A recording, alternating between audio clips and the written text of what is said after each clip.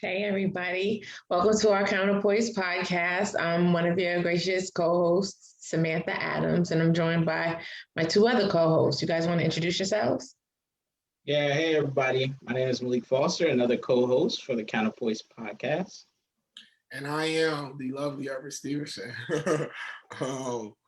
And I am one of the third and final co-hosts here on the Counterpoise podcast. And so today we have an interesting topic. One of the things that's going on around the nation recently has been a trend for a lot of states to look to adapt the critical race theory of education and teaching students, like social science, if you will. And so we're going to go ahead and start this episode here with a video, kind of giving a little background on what critical race is. This video was posted on YouTube by ABC Action News.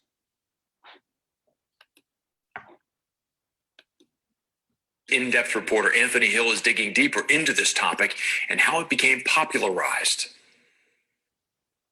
Critical race theory has become a hot and divisive topic, and with all the misinformation, it's made it more difficult to engage in dialogue and healthy debate on how we educate students, from our nation's history to current social disparities.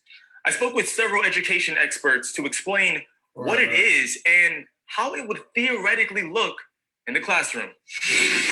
I think there's a good deal of misunderstandings of critical race theory and how it's applied. So what is critical race theory? Many scholars define it as a framework to help explain how and why racial inequities still exist in our society. Often people think about racism as individual acts of bias or bigotry, but really CRT helps us understand the ways that racism is a system. Proponents of critical race theory argue that system has lasting effects. It impacts the lives of people. People always confuse that with prejudice. Certain aspects of history, we want to be able to tell all aspects of history so that our children are coming out of the school systems K through 12 with a deeper understanding of what society is, what it was, and how to move forward, how we can make it even better. Critical race theory was back in the 1970s by legal scholars and activists as a way of examining laws and power structures through the lens of race. And acknowledge that there are different outcomes for different people, and that perhaps justice is not blind. Since then, it's made its way into different academic disciplines as one of the many lenses used to critically analyze society. Critical race theory is not taught as an actual subject in K through 12 classrooms.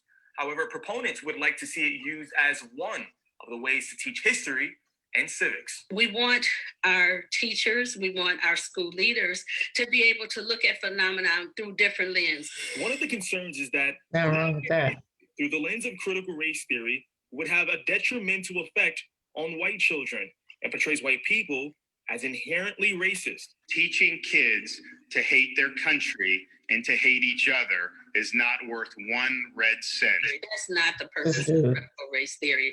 It's really to the opposite, to help us to be more inclusive. It's not teaching them to hate their country. It's teaching them to show the country what it is. With a critical viewed as another concern is that it will divide students based on race. If anything, it actually brings them closer together. It actually allows them to communicate with one another.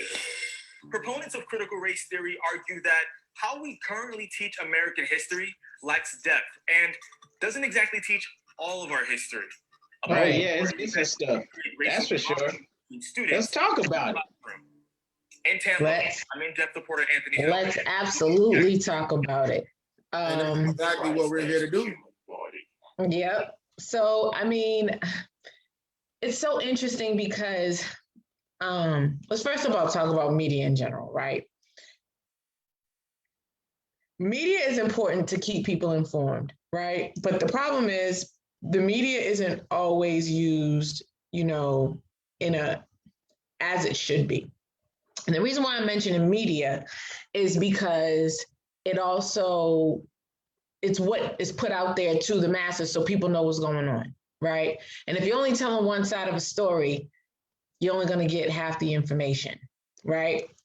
With that being said, you have the governors of Georgia and the governor of Florida with this ideology that critical race theory is something that it in fact is not. Kind of like when they were talking about defunding the police. It was like this crazy theory out there, right? And I remember when I was growing up, I took a media class when I was in high school, and they talked about how media is used for propaganda. Like I was learning about the Holocaust, and they talked about the different things that are used for propaganda. Media being one, the other is education. And so, I personally do not believe that hate and divisiveness and all that stuff is inherent. I believe that it's taught, but it can be taught from a very young age, which is why I personally believe critical race theory is important, because, you got to know what has happened in history. So number one, you can avoid the bad things from happening again, right? Like you know how to dodge those things, you know how to not find yourself in that same space again. And also too, so you can amplify the good things that have happened and find ways to grow and build on that. So, I mean, I think that it's kind of unfortunate, I think that it is unfortunate that Florida and Georgia both have decided to ban critical race theory, because I think that it's important. And I don't think that it teaches white children that they're inherently bad or racist or whatever. It just teaches them what their ancestors did. You know what I mean? No, there's no nationality on this planet who has ancestry that's been completely the picture perfect, who's done everything right, who hasn't done some really bad, heinous things. You know what I mean? That's true in everybody's history. But it's important to know what that history is so you can avoid repeating it. That's just my opinion about it. And I think it's pretty sad, because I think it doesn't just do Black children a disservice. I think it does white children a huge disservice too, to not learn about history, especially in its truest sense. I definitely agree. I think one of the reasons why some of the people don't want to see this thing done is because, again, it's a level of accountability that has to take place in this, right? And even if it's not for the individuals who's actually reading this, it's a level of accountability that has to take place for you having to look and stop. It's easy to just look and judge someone. It's a lot easier to just look at them and think, oh, they're just in a situation because of what they look like or what they have. But to actually take the time to sit down and look at why so many people are in the situation that they're in, why do people have a certain preconditioned thought process? I'm a big psychology person. Like, I was a psych major. Like, I love the study of the human mind. I love human behavior, and watching it. I don't necessarily like the behavior of humans, but I love the study of the behavior of humans, right?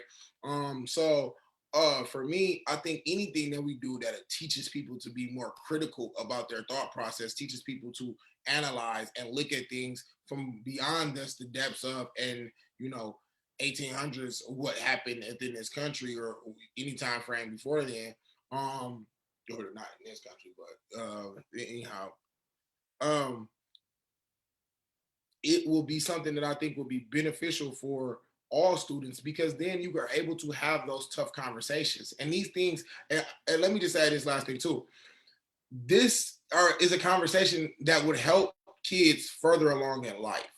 Because one way about it, two things for sure, you're certainly going to be working with someone brown, ideally, within your lifetime, most likely, for a lot of people. And for a lot of white people, it's growing en masse, the numbers of brown and Black people that you may be dealing with, or yellow, or however many, whatever colors, whatever person of a minority or color, that you may be dealing with. So it would behoove society to try to teach people to be able to stop being on that bull as far as judging people based off of maybe what other things you might have heard, what you might be seeing in the media, other things like that, and to actually take the time to think and judge an individual based off of that individual's merits and that individual's standing. And I think this is some of the things that can happen. Like, sure, people might feel some type of way because they'll look back and see, man, yeah, my people might have did some really messed up things. Some things that my people did maybe cause some effect on a lot of people that has an effect on their lifestyles right now. Sure, and maybe that might make them feel some type of way, but it makes some people feel some type of way knowing too, my people had to sit there and go through what they had to go through. You know what I'm saying? And so ain't nobody yielding and shielding me and telling like, oh, you know, well, hey, no, you know, it wasn't really that bad. They didn't really put dogs out on y'all. They didn't really hose, you know what I'm saying, people down. They didn't really, you know, disrespect women or this, that, and the third. And any other things that might have been done to try to break the spirit of your people, to try to break the confidence of the men in your company, to try to break the spirit of women within your life. So we ain't even getting into the actual nitty gritty of all of the things that's being done. We just talking about how to interact with people. And some people are so scared of racial interactions that they don't even want to be able to have those conversations. But I think in order for us to make things a little bit better in society, we need to be able to learn how to communicate with people, no matter what their race is, no matter what, you know what I'm saying, their background is, and to be able to have that from a base logical conversation level instead of it being kind of preconceived or judgy. And that's my thoughts on that. Yeah, I agree. But I think they said like one of the reasons is because the way American history is taught specifically, it lacks depth. And to some point, to some degree, I do agree with that. It does lack some depth. It could go into more detail. It could be even more gruesome, I think. It could even be more explicit. But, you know, some stuff is left out. I mean, intentionally. I mean, it is children, you know, at the end of the day. So you don't want to be too horrid in the display and the illustrations of American history.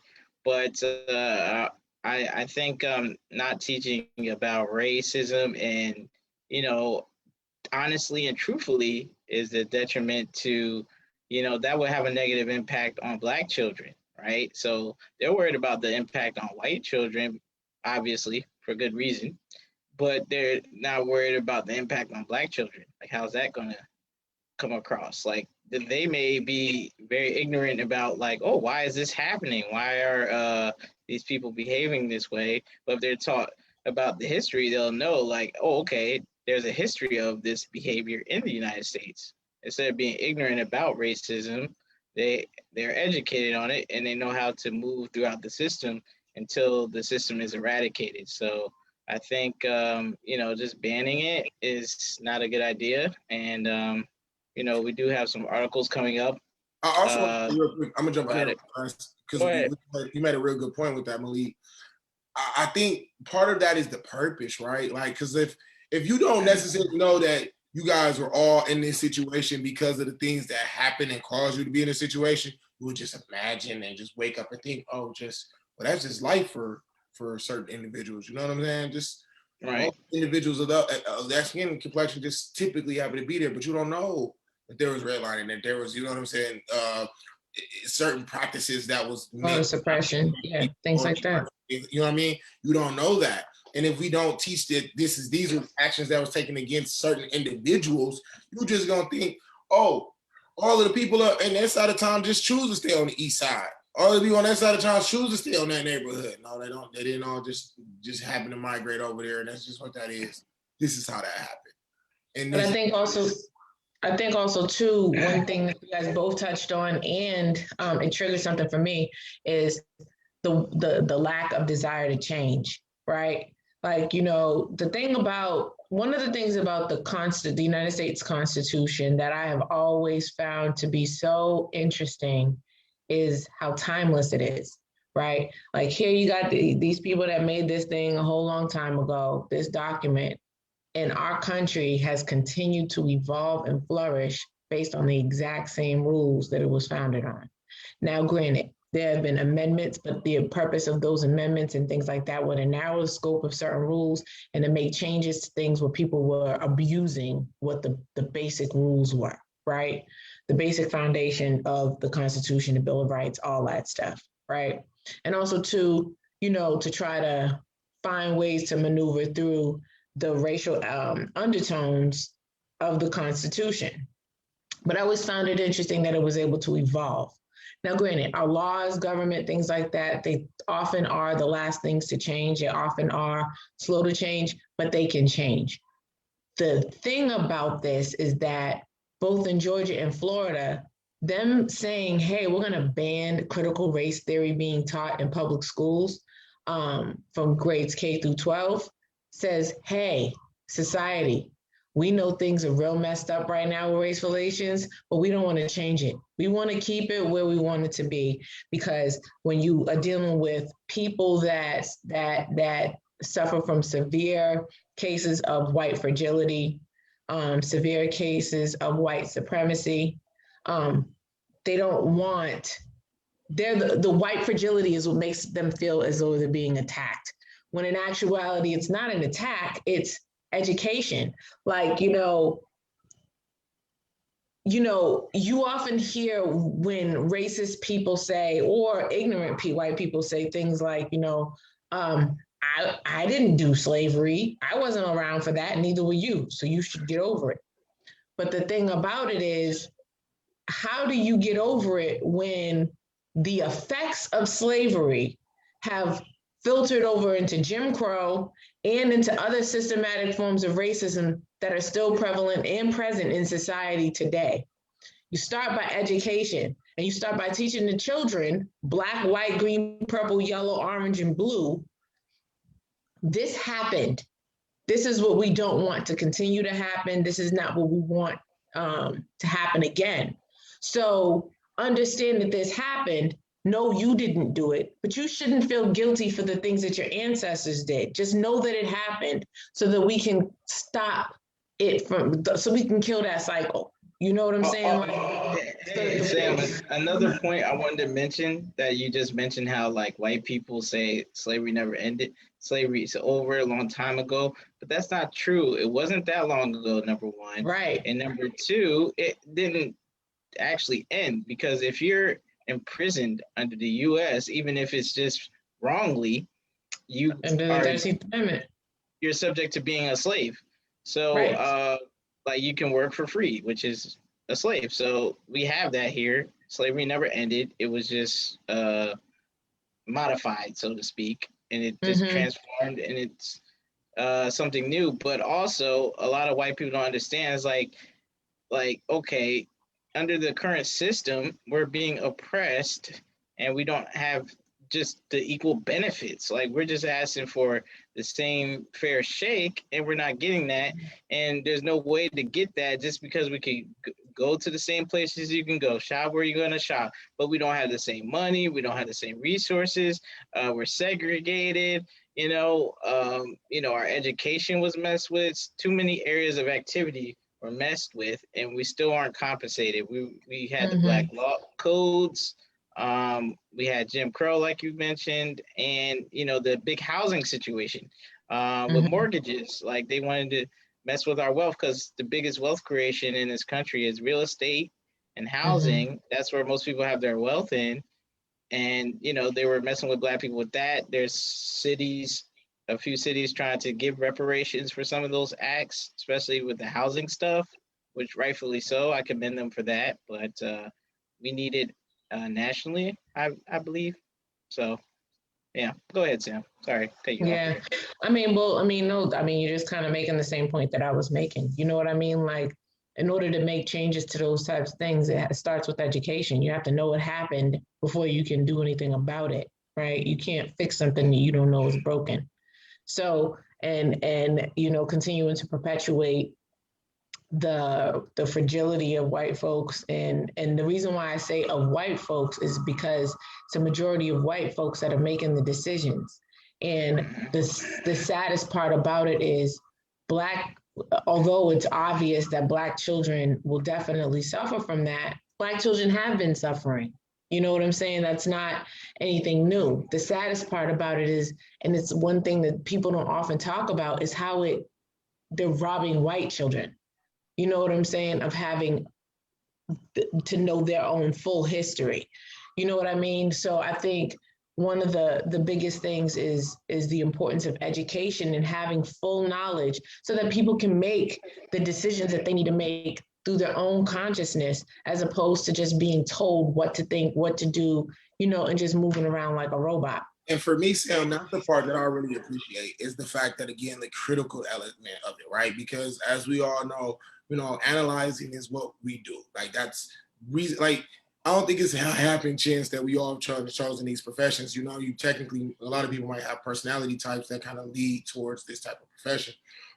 But with me in particular, like, I love to think, I love to analyze, I love to question, you know what I'm saying? As a lot of people are, I was raised like that. So, naturally my mind goes to that. And so with me in particular, why I think that I would be a proponent for it in a lot of cases is because it will teach kids that, like we said also too, how to work on managing and dealing with uncomfortable type of topics or dealing with certain situations, learning how to deal with things that may have been, like you said, harmful in the past, but like teaching you to move forward on things so that you can learn, like, even if there was something that was bad, how to deal with that, how to not allow that to like taint your vision of another individual or your view of another individual based off of the things that may have happened in the past. And so now you have a better, a better equipped group of younger people coming into the world who will be able to deal with critical issues such as race, but that also can extend to other things that they might have to deal with. It could go with maybe you dealing with a contractor on your job. You guys need certain things. And so you guys know, okay, you know what can I do? Like, maybe what can I look at in this situation and use the skill sets that I learned through, the critical race learning and understanding, like I said, it had a little web board, all of these different like emotions and things and topics and things of that nature, and using some of those skill sets that I've learned to say, let me navigate a way to work on an answer to this solution, even though, you know what I'm saying, it can be something where it's like you might have been a new current president or a manager at this company. Somebody else might have been starting to negotiate, you know what I'm saying? And this is the same situation here. These kids didn't cause, you know what I'm saying, slavery. These kids just happen to be born. But now we're answering for things that was done for someone in the past, or we're talking about things that was done for someone in the past. And so now you're able to, learn some skill sets to say, look, even if it ain't my fault, or even if there isn't necessarily from my actions, I'm able to empathize with you. I'm able to understand, hey, I had a position, or somebody on my job had a position back then, and this is how they chose to deal with it. Here's where I am at today. How can me and you both get to a solution? And I think that part of the element of those conversations being had would yield so much more beneficial beyond just race, you know what I'm saying, and race relations, to making students and individuals a lot better to adapt in other things, relationships, you know what I'm saying? It's bigger than just that. But I think the fear is with a lot of these politicians is that I don't want people to feel like, I don't want to seem like what we did was wrong. I don't want them to feel like it was though. Like, some things just are what they are, and you just gotta accept it. Like, you know what I mean? Like, okay, slavery was wrong. Everybody knows that. Well, most people know that. Some people think that we should still have it, but that's their problem. And again, we still do have it to the 13th Amendment, but I also want to say too, you know what I'm saying? I do agree with what else you were saying. You said something I was going to jump in, but please go ahead. Okay. Yeah, you know what I'm saying? I mean, at the end of the day, to go to your point, E, it's about correcting. It's not necessarily about fixing the things that happened in the past. It's about making changes to the effects of the past that still continue to go on today. You know what I'm saying?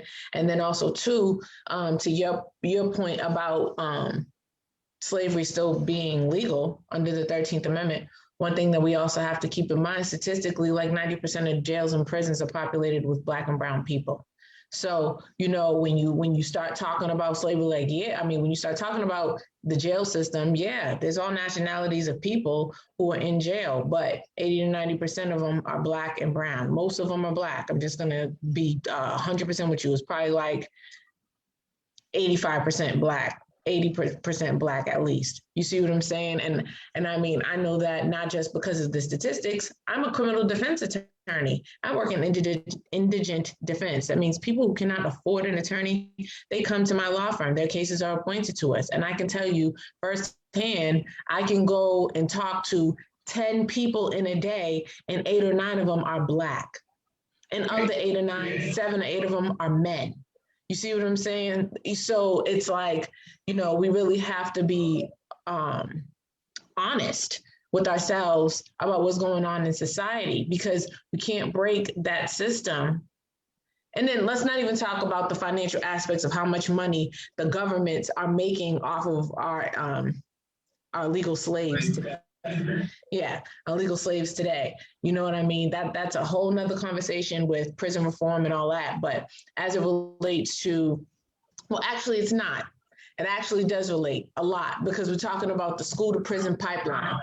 You see what I'm saying? When you're talking about the school to prison pipeline, you got to think about it. If Black children are not being educated properly, and white children, and when I say properly, I mean completely, like tell the whole story. You don't got to give every little detail, every little intricate detail.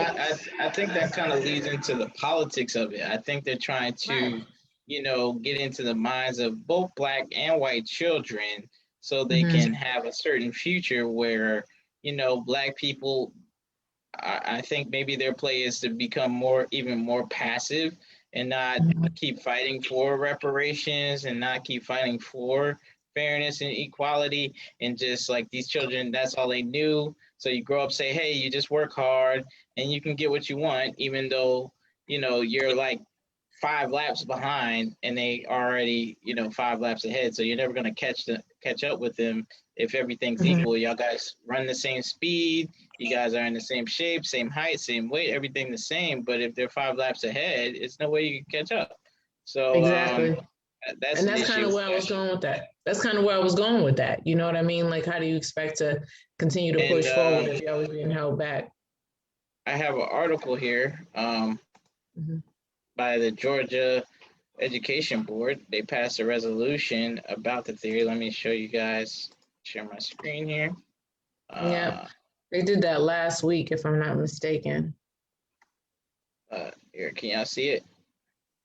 Yep.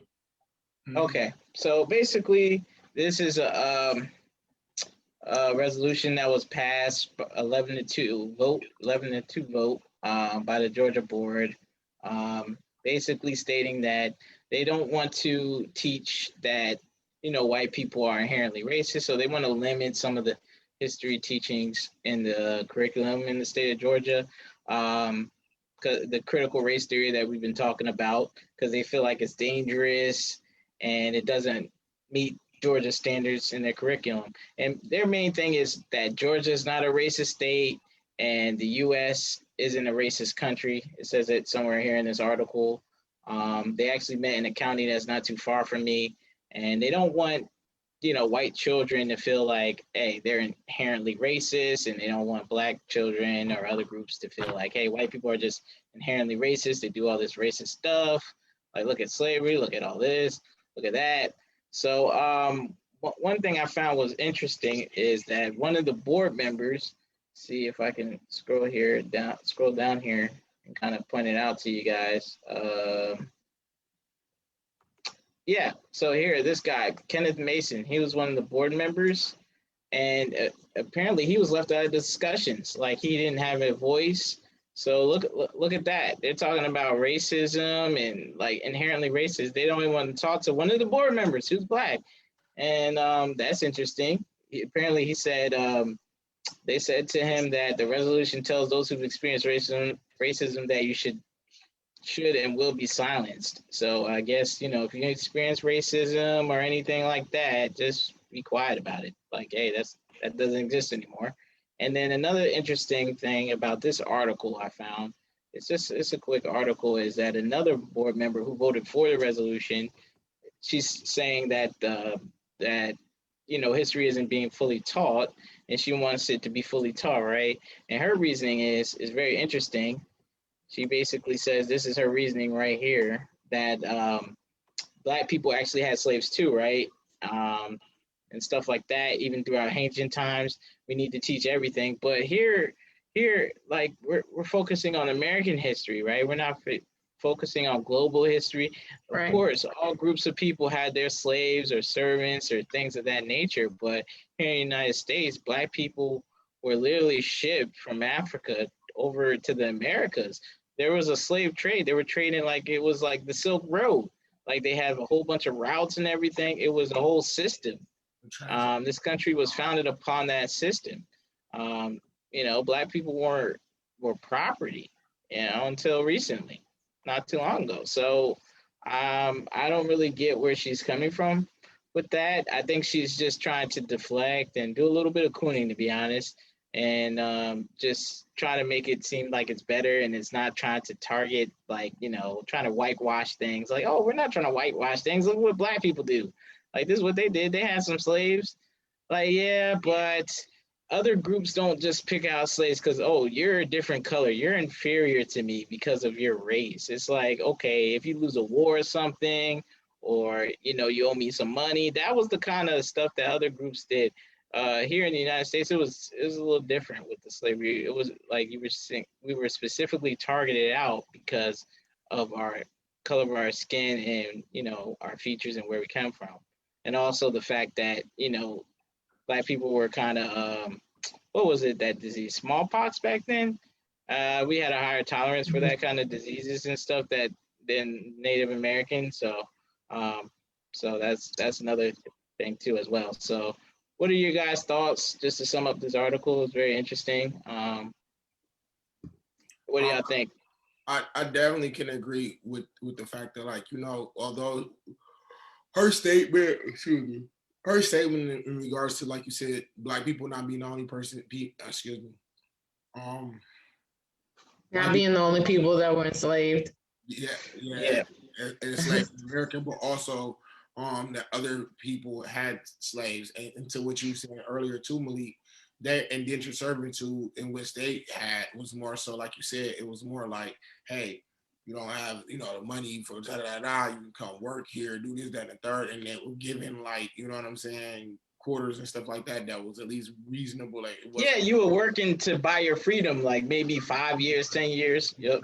You get a little something, but like, or not even, or just being tricked into just more. Like, we talk about the whole levels of, like, the levels of the levels and tactics that was used to try to, like, prevent progress for if you will, Blacks or Native Americans, whatever, in this country.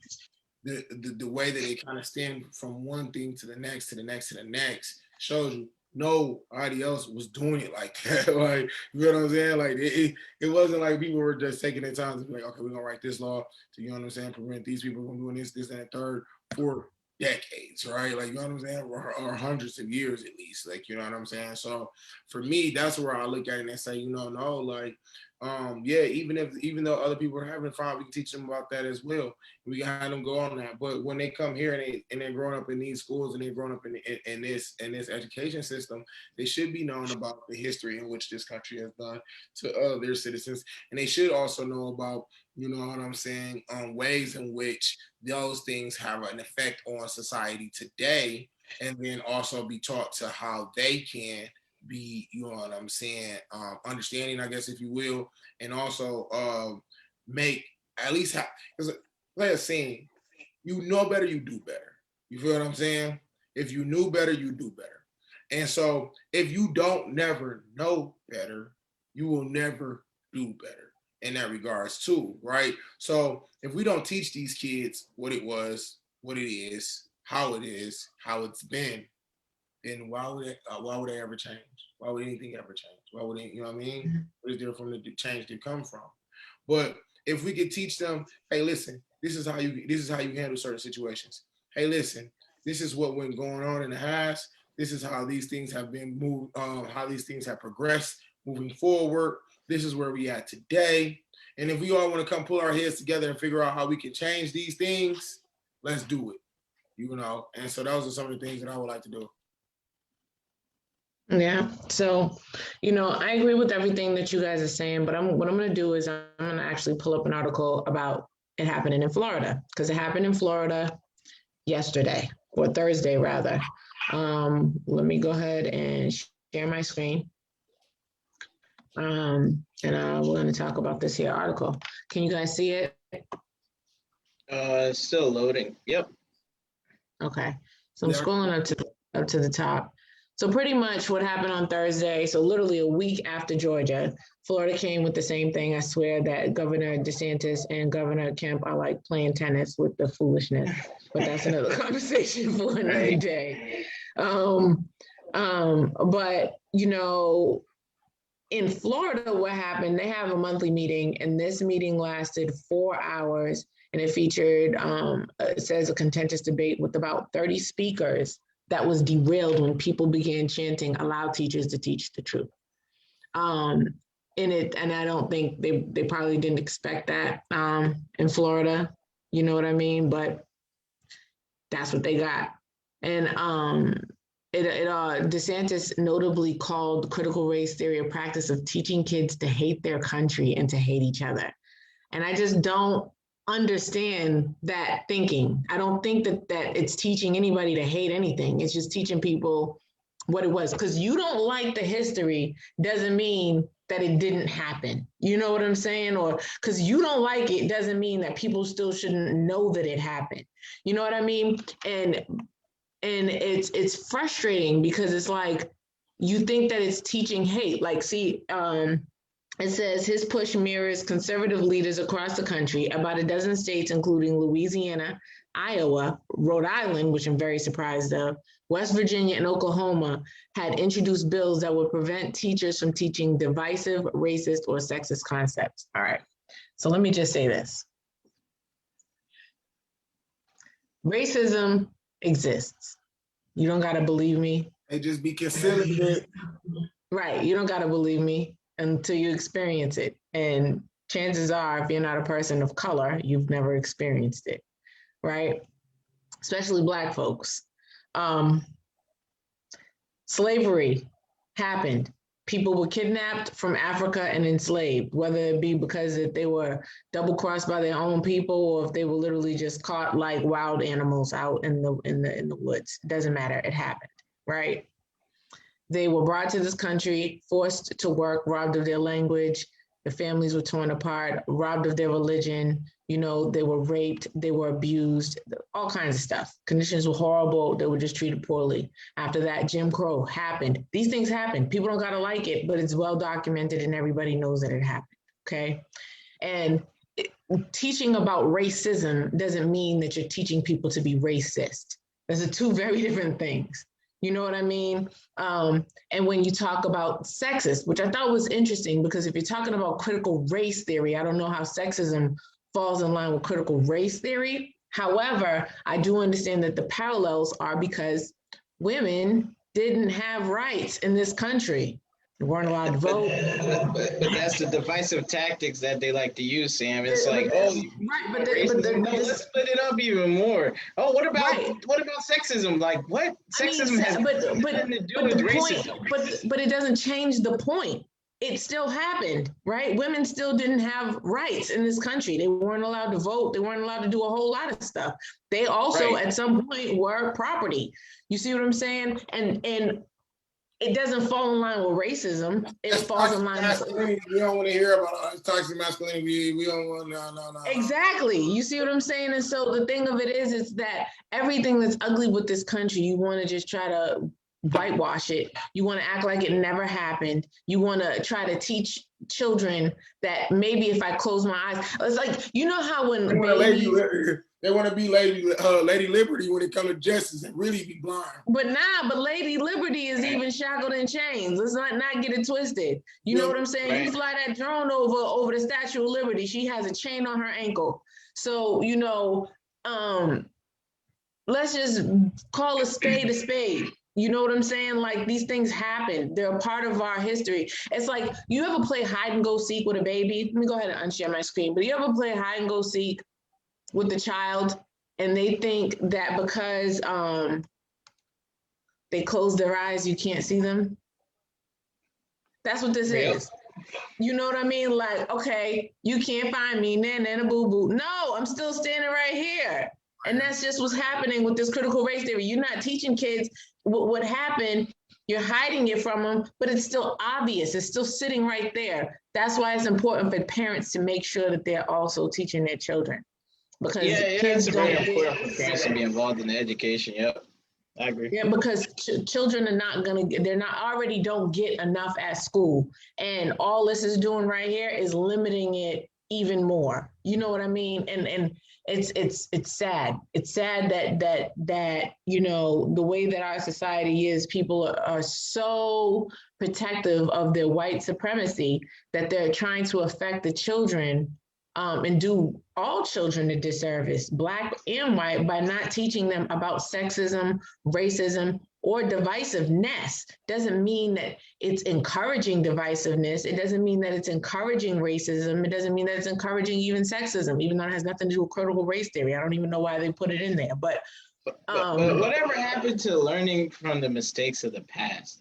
Right? Like they're so focused on like, oh, we don't want people to view whites as inherently racist. Whatever happened to teaching people so they don't learn mistakes of the past? Maybe that's what they don't want. They don't want people to learn from the mistakes. No, because they want to keep the hierarchy the same. So the white children will still be able to dominate in the future. I mean, if that's the case, that's fine. But call it what it is. I mean, I like it open and honest. I mean, we don't like these subtle undertones of racism, making these teachers feel uncomfortable.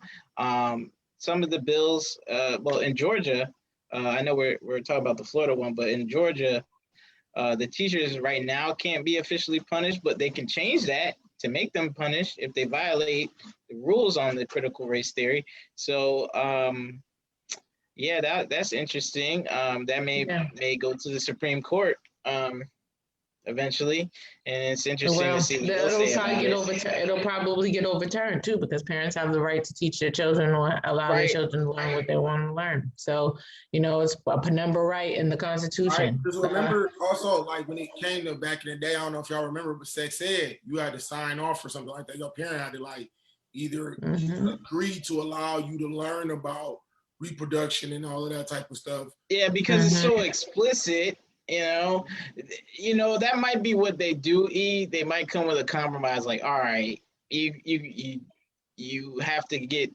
parental consent to teach this or whatever. You know, they might go to that. They might go to that extent. So that way, but that's still sad though. That's still really sad. Because before they would get permission to learn about history. That's ridiculous.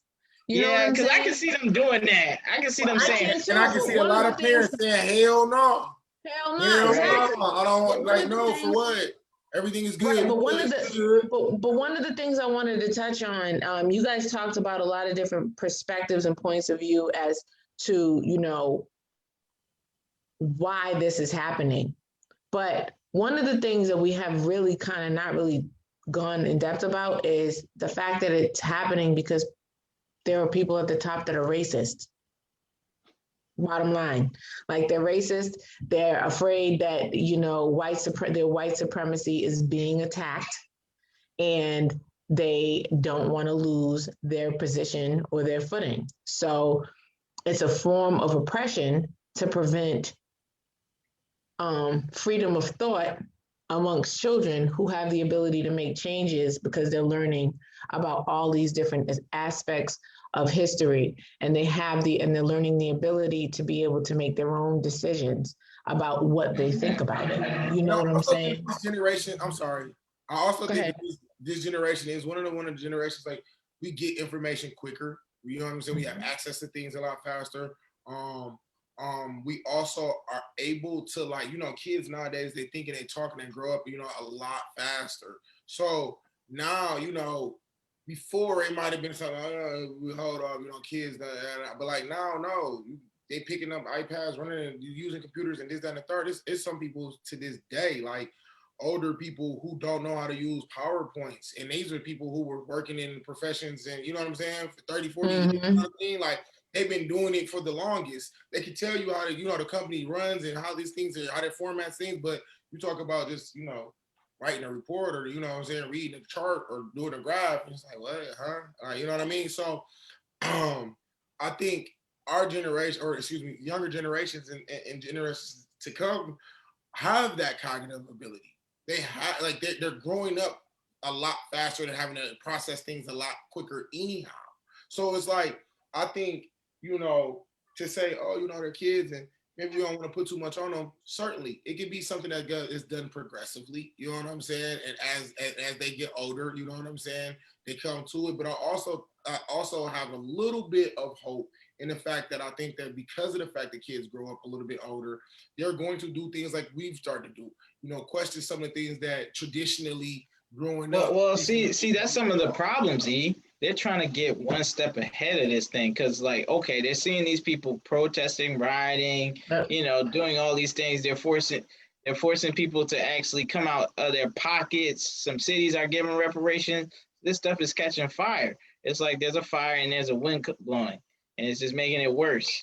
So, but the other thing is too, during quarantine, remember when there was all those protests and stuff, you also started to see a lot of viral videos of children and their parents arguing, where children were like, no, we don't treat people like that just because they have a different skin color. That's absolutely ridiculous. And then their parents are like, but you don't see these people, they're animals and blah, blah, blah. And it's like, no, it don't work like that. Because I hate to say it, but a lot of our grandparents they've been cooning because all the real soldiers, they were in jail or they got killed. So a lot of these people today, but I'm talking about white children. I'm talking about white children. Oh, you're talking about white children? White children, like you saw a whole lot of.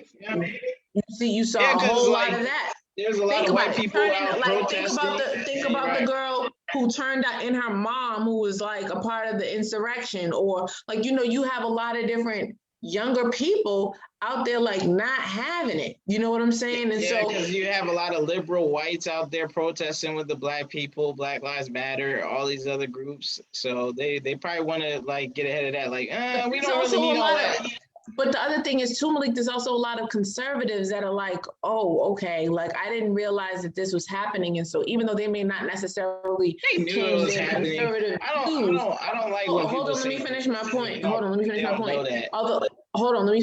Although they may not have changed a lot of their conservative views, a lot of people, just white people in general, not all of them, of course, but a lot have actually started to check their white supremacy. You see what I'm saying? And said, okay, well, maybe do I fall in line with that? Am I in that category? Let me try to figure it out. Now, whether it be they're asking a bunch of Black people how to fix their white supremacy issues, that's another story. The internet is free and you can Google it. But you know what I'm saying? It doesn't mean that people, at least at some point, didn't think it or didn't say, maybe I need to talk to my one Black friend, John, and see what he has to say about it. You know what I'm saying? And it created a lot of static. I remember on social media. I know I unfollowed a whole bunch of people. You know what I'm saying? Because I started realizing like, wow, for a long time I thought maybe you might just be a little bit ignorant, but nah, you are in fact a racist. You know what I'm saying? Whether you know it or not, that's just, it is what it is. You call it duck a duck. You know what I'm saying? And so, I mean, I think that you're right, Malik, in that they're trying to stop it before it gets ahead. And it's because they see how it's affecting children now. So they don't want it to continue to have that evolutionary effect on children. They want to be able to go back because they in their own minds are racist and don't want to see Black people elevate or not be treated differently simply because of the color of their skin. And so what they're doing is they're trying to find ways to continue to indoctrinate kids by saying, oh yeah, teaching about critical race theory and what actually happened in history is racist and divisive and sexist, even though sexism has absolutely nothing to do with race. You know? So, I mean, that's just the trick bag they try to do, Sam, and they just try to throw a bunch of different stuff. What about sexism? What about the effects on white children? Like this, they just start throwing stuff out there just to deflect the issue. The effects on white children is important, but I think it's important too. But I don't think calling it racist and making them hate themselves is what it is. It's teaching them so that they know this is what happened. Let's not do that. Let's not do that Mistakes of again. the past. Like, hey, your ancestors made some mistakes that weren't right, and that's why people are upset, and that's why things are the way they are right now. You benefit from it currently today, and some people want to get cut in some of your benefits. I mean, Mm-hmm. a lot of white people said it themselves, like Max Kellerman. He's like, oh, I want things to be fair, but I don't want to give up my privilege. Like when you push them, a lot of white people don't want to give up their privilege. They don't want to give up the benefits they currently have. So they don't want to give Mm-hmm. up that stuff without a fight. So that's another issue. But that's for Yeah. another day. Right. You Well, got any thoughts? I have. Oh, See? you got No, yeah, you no, got any no, go thoughts on ahead. anything? Go Oh, ahead. okay. Oh no. So I have two quick quotes. One is an African proverb that says, "When the roots of a tree begin to decay, it spreads death to the branches." And the other one says, "A people without knowledge of their past history or origin and culture is like a tree without roots." Marcus Garvey said that. And the reason why I chose both of those quotes today is because, I think it's befitting to go with what we're talking about. You're talking about critical race theory, especially as it relates to American history. And you can't know where you're going unless you know where you've been. Martin Luther King said that. And so we have to really be mindful about, what we're learning and what's being taught to our youth, whether it's your own kids, your nieces, your nephews, your godchildren, all that other kind of stuff. Try to be there to try to support them learning about it all, right? Because it doesn't matter. In this situation, I think that it's important for both Black and white children of all races, but specifically Black and white children, for the simple fact that, we can't grow together as a nation and become unified if we don't recognize that the issues and the sins of our past will continue to haunt us unless we do something about them. So that's my motivational minute. And so in closing, and talking about critical race theory, I think that it's a mistake to ban it from educational systems in these states. And so, I think, again, like I said before, parents really should definitely be involved, more involved if they're not already involved in their children's education, ensuring that they're learning about more than what they're being taught in school, because they're clearly not about to be robbed and not taught enough about the future. And I also recommend Black parents should consider sending their children to an convincing their children to go to an HBCU. And the reason why I say that, as an HBCU grad, I graduated from Clark Atlanta University, very proud of it. I learned a lot about Black culture, Black history, because it was a part of the curriculum. It's like core required classes that we had to take in order to learn more about our own culture and our own history. And so I absolutely recommend that. And then for white children, even if you go to a PWI, take a Black African American studies class or something, just so you can learn more about Martin Luther King and them whitewashing even his work. You know what I'm saying? So that's what I have in closing. That's my motivational minute, and that's my closing thoughts. You guys? I definitely add on to that. Hello, can y'all hear me? Yeah. Okay, I just want to go ahead and add on to that real fast and just echo some of those sentiments. I definitely agree. Without an understanding of the history within this nation, or without an understanding of a person's history, or in general, people can very much be confused as to who they are and where they're going. And so, I think it's very critical that individuals are able to know the history of this country. All individuals are able to know the history of this country, and they're able to have real conversations about the things that took place from based off of that history and the effects of those things. I also think that it would be better for us to have children who grow up learning how to deal with critical issues at an early age, and so that they can now go off and to become more productive citizens in society, and being able to critically work through issues on the job, in their own relationships and other aspects and friendships and things of that nature, as they continue to develop into becoming adults. So it's something that I definitely will support. I definitely think that it's something that hopefully most states do decide to move forward with. I do understand that it could have some effects on children that may be, positive or negative. But I think that such is life.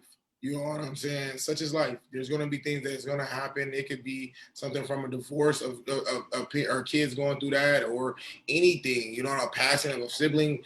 Anything is going to reflect something on people's lives. And a lot of times nowadays within today's society, we have a lot of times where people feel like they're being too, people are too sensitive to certain situations, or and not allowing people to be able to deal with stuff that they should be dealing with in order to move forward.